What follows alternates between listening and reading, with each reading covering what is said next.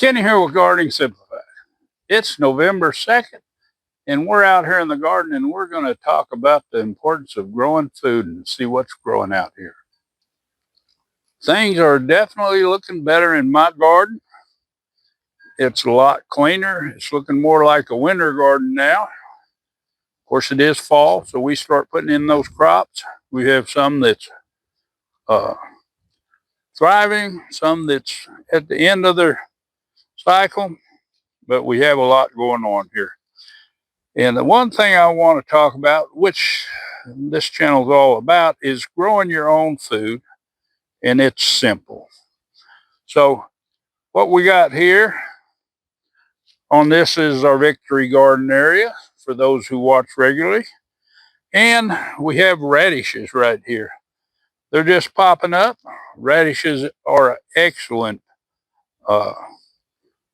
fall garden item. They'll take a lot of cold, so they're going to enjoy this time of the year. And one of the secrets you might not know about growing a lot of these crops in the fall and winter is they're so much sweeter. You don't want that harsh bite from a radish. You want a good, sweet radish. Now's the time to get that in the ground. Now, I don't have a supply chain problem here. And a lot of you, even in the city, you say, well, I don't have a supply chain problem here either. But if you ever notice in the grocery stores, just like me, it might be simple items. I like certain kind of cream. I go to the store. One store of that chain stopped having it in the size I normally buy. So I go to another one that's close by that I'm over that way occasionally. You get it there. Well, now neither one's got it. Supply chain issues.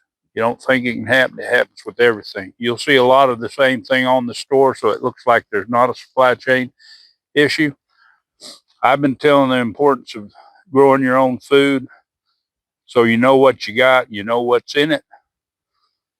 And I don't want to be a fear monger because it's not nothing fearful.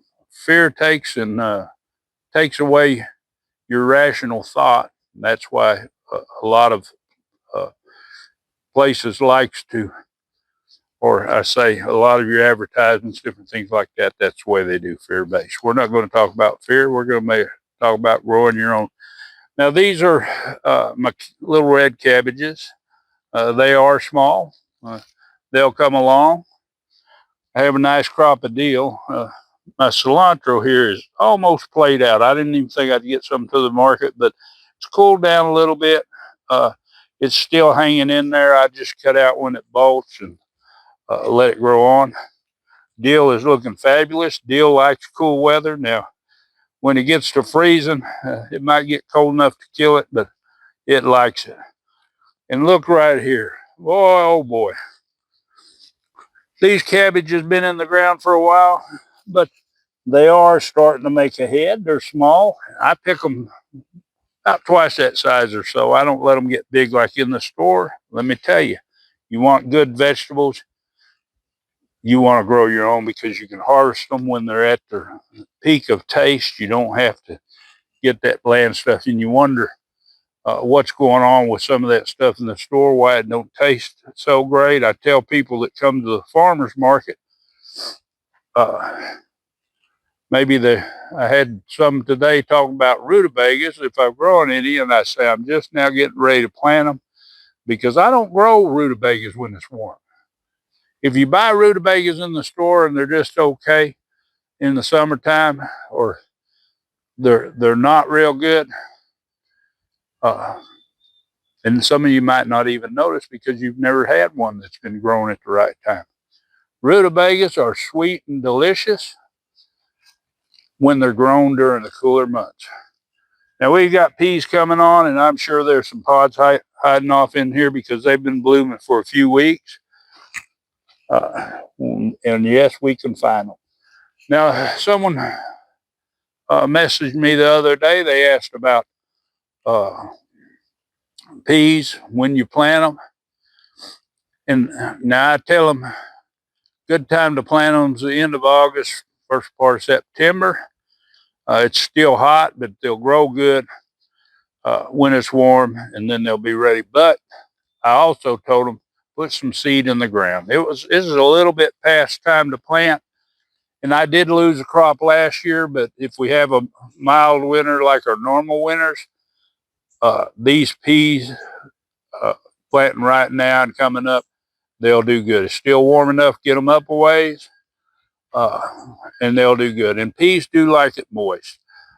These do better when I take and uh, overhead water them regular. These have been watered a little bit, and we finally got some rain a couple of days ago, 3/4 of an inch, which we're glad.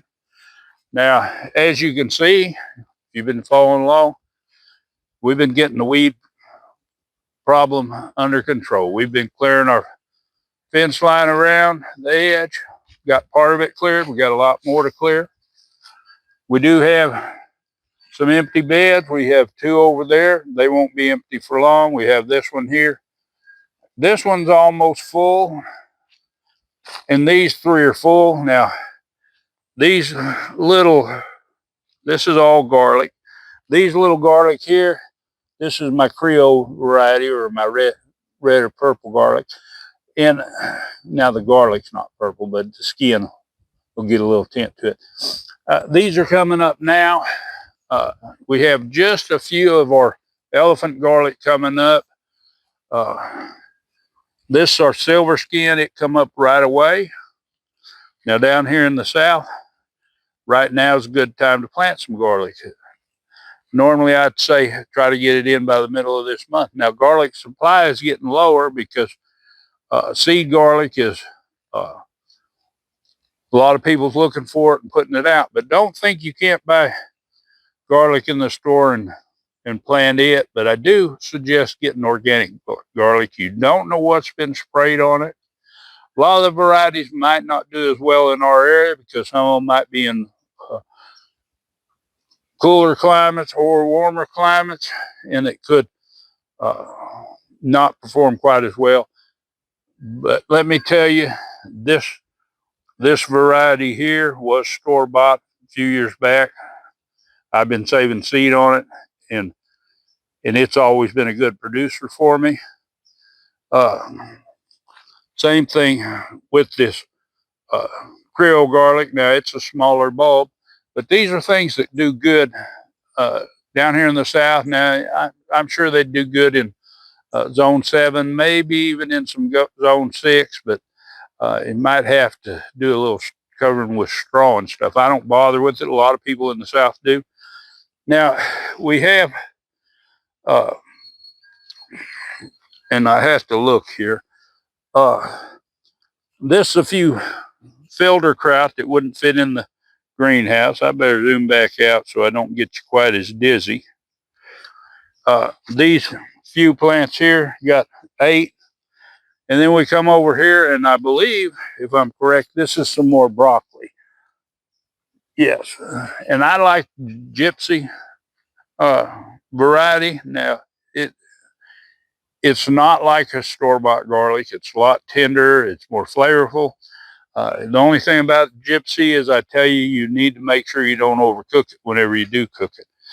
But this year, I've done quite a bit different. Sometimes I'll stagger a couple of crops of broccoli, but I have them at all levels right now. And the reason for that is it seemed like my broccoli was coming on at the wrong time, because I do the farmer's market. That's important to me. And as a homegrown grower, that's important because you don't want to plant, say, 20 broccoli plants, if you plant that many, or maybe even 6 plants. You don't want them all producing heads at the same time. Now, if you plant 6 plants, chances are you're going to have some that's going to be behind the others, and I'll show you that in a bit. But you want to be able to harvest, unless you're doing some I'd say canning, but we'll say preserving. You'll want, if you're preserving, a lot of times you'll want it to come on all at once, because you want to take and be able to process it and get enough for whichever method, whether you're vacuum packing, freezing. I don't recommend this variety of broccoli for, say, canning, as far as heat canning or something. We do freeze dry some, but I know broccoli seems to be too broke down after the freezing process, so it's not the texture and quality. Flavor's okay, but the texture is not quite the same. But if you're going to use it in like soups or something like that, that's a good way to do it. Right here we have collards. Collards are a staple of the South, and we've got quite a bit here. To me, it's always good to have at least half a dozen to a dozen plants if you're cooking for your family, and say you've got 4 people. That way you can harvest enough leaves at one time to get a meal. Now, I don't know that that's everybody's thing. As far as flavor, it's not an everyday staple for me, but I do like to have collards several times, and people at the market like to have them. So that's important crop for this time of year. And you can grow this in warmer weather, but like I say, it's brassicas is the family that we're talking about, a lot of these plants. And brassicas get sweet when it gets cool. So remember that. Frost isn't going to affect them. Now, in this greenhouse here, I have lettuce. And this is my time of the year because I can have a salad and I don't have to worry about some report on TV saying this has been recalled because of wisteria, because of some other type of disease in it. Now you wonder, why are our food supply chains having all these problems? You don't have that at your home. It's got to do with the methods and everything else. I have several different kinds. These little ones here, and you can barely see them against the dark because they're a red variety, and they'll get redder as they get bigger. I have a few of them. This is a leaf lettuce, so I picked the leaves. Now this here isn't actually a lettuce. This is Blues cabbage. It's a Napa variety, which is a good lettuce substitute. Now this is a good one that'll give you something for your salad during the warmer months. If it gets real hot, it's a little harder to grow, but as far as springtime or when it's not bearing down 100 degrees, it's great. I have a whole lot of romaine lettuce. Now over here I have some other leaf lettuce varieties, and I have some romaine at the end, and then I have some red romaine here. You can see it's just a little darker on the leaves. My seed don't germinate that great. And my leaf lettuce, I went ahead and planted the extra ones right down the center of the row. They'll be in there just fine, won't be too tight. And then I have just a few romaines right there. Now we have been clearing out down here. We've got the inside of this fence cleared partially down. One thing was mainly to get around our greenhouse here because we didn't want all these seeds inside. But we've got these rows almost cleared out, and this looking fantastic as far as getting ready. Now we have some volunteer plants. Now this tomato, I'd take it out if I'm fixing to plant now, but I'm giving it a chance. I'm thinking this is one of those supposed to be 42-day tomato varieties. I don't see any tomatoes on it. I see a bunch of blooms. Maybe I'll help it along, but I think cold weather will be here before I get any tomatoes off it. But these volunteer deal that come up, those ones there, I harvest a little bit off them. This one here, the same way, harvest a little bit off it. A lot of times I let volunteer plants grow unless it's in a situation to where they're going to interfere with my crop that's there. So I just call them bonus. Now I still have a lot of weeding to do down here, and I'm hoping to do some of this tomorrow. Get the rest of these rows done. I've definitely got to do these, but I'm going to be harvesting my roselle now, and I'll talk about how to harvest it, but it is definitely blooming. I was hoping that I'd get some this year before it got cold. I have a lot of blooms that are spent. The pods are ready to harvest, and I'm going to go through that. And this is wild. So it's all over. I got to get these taller weeds out. When you let your weeds go like this, it's definitely cause you a situation later on, but you can't stress over it when you garden. But all these little seeds that are produced here, they're definitely going to germinate. I'll water it in good, and then you can come down and just dust it with your hand and take care of it. But let's get back to fall gardening. In this greenhouse, we are loaded up with fall gardening stuff. Yes, there's a lot here. And definitely I'll be eating good. But now we got these. These will go out in the next few days. These are my onions that are the newest. These are new. These are about a week later, but they'll all go in the ground. I have more plants here. I have some more cauliflower, another bunch of cilantro that's ready to go out. These are just extra plants, except for these. These are my leeks. The leeks are definitely, they like cool weather. And I'm kind of rotating the crop this year. I don't really concentrate a lot on leek, but it is definitely a good staple. Season your stuff up and go that way. Now we have some cabbage here. Now this cabbage over here is filter kraut. It is a big cabbage. They say it's excellent for sauerkraut. I don't find to be my favorite for sauerkraut because it's such a big cabbage. It'd get 10 pounds or better. I normally harvest them about 7, 8 pounds. But the veining in it on the leaves is so heavy, it's kind of more like heart material. It's really good flavored cabbage, and it makes excellent slaw. And it's excellent cooked as far as flavors good on it.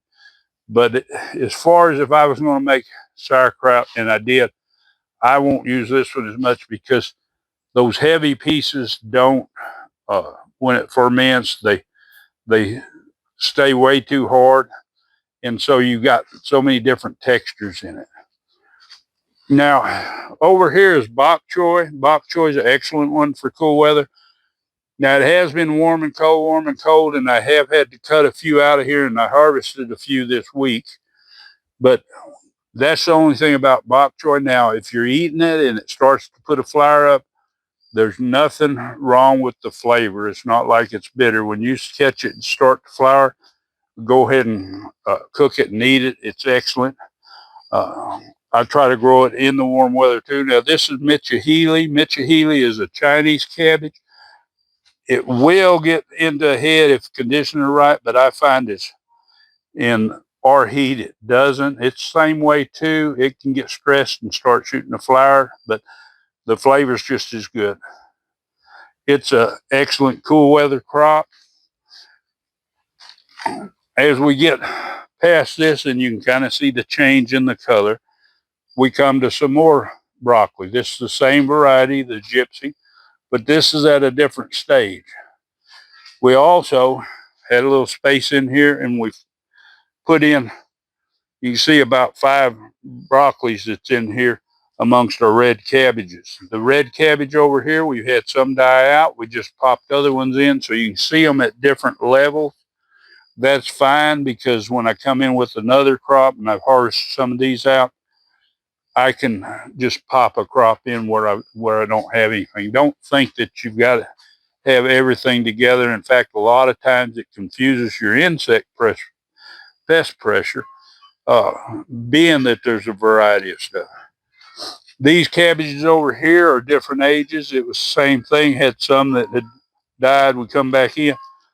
We have some that's starting to make a head. Won't be long. That'll be ready to pick. But we have some others that's not so big.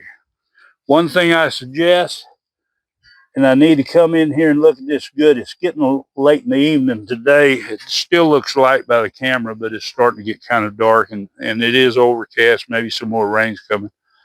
But you need to check your pest. If you catch your worms when you start, you can stop your pest pressure right off. You don't just go grab your spray, say I got worms, go grab your spray. If you're one of those ones that can't touch the worms, get you some garden gloves, just some of those thin garden gloves, and pick them off. Put them in a jar. If you got chickens, they love them. We're in here in the bananas. Now, the banana trees aren't a fall crop for sure. I'm hoping that the bunches mates before it gets too cool. We'll come over here. This is our oldest cabbage, and you can see, and I need to get these leaves up. Never leave your leaves in here. We get to harvesting and kind of forget to come right back and pick these up. But this is the ideal problem that would create an issue with pests being able to hide somewhere. They love these little moist areas that's under these dead leaves. In fact, I need to do a little bit more cleanup, but we have been harvesting heads out this row. You can see a bunch of empty spots. We do have spots like that one where one had died and we didn't come back and put one in. But these have been the same way. These ones here are smaller, been put in later because we've had one die. In fact, that one probably had another one put in, but it died and we didn't come back again. Over here, we have broccoli at another stage. You can see this is a little bit bigger. And we have cauliflower. Cauliflower isn't long off from being ready. Now, we don't have a whole lot in here, just 5 little cauliflowers. And you want to plant food that you like. So if you don't like something, find something that you do like, or find a variety that you do like. Don't just say I don't like something because the taste of it, because what's going to happen is you're going to find out later on that maybe it was maybe the way you cooked it or the variety, because I know I grow a lot of different varieties to find the ones that's best as far as flavor and have good grow habits. And there's some that grow good that the flavor isn't that good. It's more like store-bought, and I'm not knocking store-bought produce as far as just trying to get off on it, but there's a lot of problems with store-bought food that they're focused more on it staying ripe or staying from getting overripe on the shelf so they can have it there longer to sell. And so it doesn't get damaged in transportation. And when you're gardening yourself, you're wanting flavor. Now, these leeks here, you can see these are bigger. Normally, I don't grow them in the greenhouse, but with the heat, and I didn't have a good clean spot outside, didn't have a whole lot of them, so I put them in here. They're doing good. They're ways from being ready to take to market, but there are some that are big enough right now that if I want to put some leek in something for seasoning, I can harvest some. Got some more red cabbage over here. Thing I like about growing red cabbage in the fall, which the flavor is fantastic on it, but red cabbage, when I get deep freezes, it seems to fare real well. It can take that cold weather a lot better than a lot of the green varieties. I haven't found a green variety that'll even come close to that. So that might be something to consider when you're growing. Down here, we have some more broccoli. This is pretty much the same stage as the broccoli that was over by the filter crowd. And then this is our oldest broccoli. Now, we planted this when it's nice and warm. Thing about planting broccoli when it's really hot is make sure it gets plenty of water. Come out in the mid-afternoon, water those heads down. Otherwise, they're going to want to open up, spread out, and have a problem. Now, we've harvested almost all the heads on here. You can see where we've cut these off.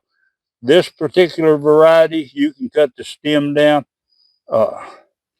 3-4 inches down, even say 6 inches, and it's nice and tender and cooks up real quick. It's an excellent one that you can get a good harvest. Now there is only, I think, only 1 or 2 broccolis. This one here is just now forming a head. Now a lot of people take the broccoli out, but this variety will start shooting up side shoots here, and probably I'll start harvesting maybe in a month's time. Start harvesting side shoots, and I'll get so much production off of them, and they're just as good as the head, or maybe even better. So know your vegetables. Now maybe we can get out here past all these peppers. They're getting kind of out of control. Now this is what a lot of our beds look like up at the other end. If you follow along with the videos, you've seen some of that. I still have these fence trellises with my cucumbers. Got to get this cleaned out. This time of year, that's what I do. Now these beds, all these beds might not be planted. I don't need that much produce for us and the market. The market's just not that big, but a lot of them all plant with stuff. But when you grow your fall garden or winter garden, make sure you got your produce coming off in time where your regular spring plantings can take place. Now right here, we have another crop of dill. By the time that other gets big enough to seed, this will be well into production. We've also got this cilantro here in the ground. You can see this just a little bigger than what's in the cell trays in there. And those cell trays, they'll be planted maybe tomorrow. And I have seeds in the ground or in the cell trays ready for the next crop. When the one gets big enough that it needs to go in the ground, I plant the next one. People say, I just can't grow cilantro, because it does bolt in our heat. You have to change your growing method, and it's easy enough just to start a few more.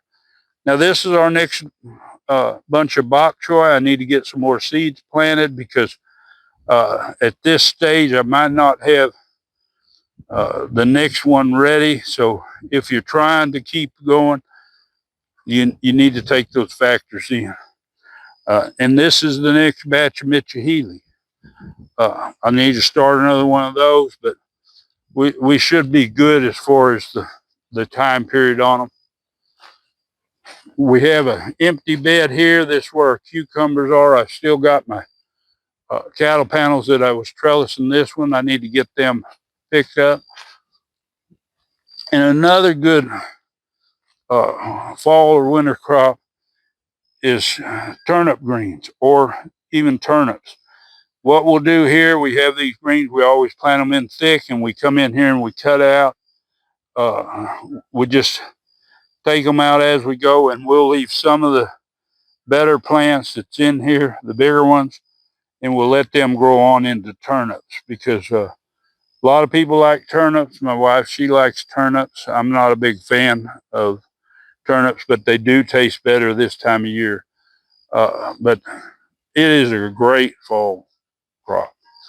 And then right here we have mustard greens. Now, for those of you that hadn't had greens, if you're going to mix greens, I recommend mixing mustard and turnip. That the flavor combination is excellent.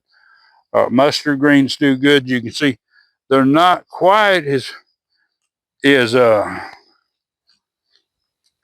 vigorous right now as the turnips, but you find that this short row here of mustard will have more greens than this once these get just further along. One indicator for me when I have plenty of moisture is I get these mushrooms. Now I wish they was mushroom variety that was edible, but can't have everything. Now this is my kale. This is Siberian kale. My seed wasn't that great when I planted this, but it did germinate real slow. I did get some more seed, but I said I'm going to leave this here. These plants will do good, kind of spaced out like they are. And it'll give us enough kale for the moment. Now, we cleaned out our strawberry bed here, and we're going to start our carrots. Now, right now is an excellent time for growing carrots. Good time to start the seeds. Just make sure you keep them moist, and maybe I'll do a video on that. But make sure you keep them moist so they germinate. A lot of times I cover them, but I find if I water them twice a day, make sure it stays moist, I get good germination, and I don't have the problem when I uncover them that they're not quite as moist, and I lose a lot of them that have germinated. This here is where our cilantro is going to go in this bed, and you can tell it's getting a little darker because it's looking like I have a light on. But this is a few onions. We'll take these green onions out. I'll go ahead and take these volunteer deal out, and this is where we're going to start putting in some more cilantro. But anyway, that ought to give you a few ideas for your cold weather gardening. Realize that your plants are going to taste better. Your carrots are going to be so much sweeter when they're grown in the cool weather. They take good in cold weather. Lettuce will take down to 10 degrees. You might get a little tip burning on the leaves, but they don't mind that cold weather. You know, frost isn't going to hurt them. A lot of these brassicas and your other cool weather plants actually have a lot more sweetness when that frost hits them. So there you go. I hope this is helpful.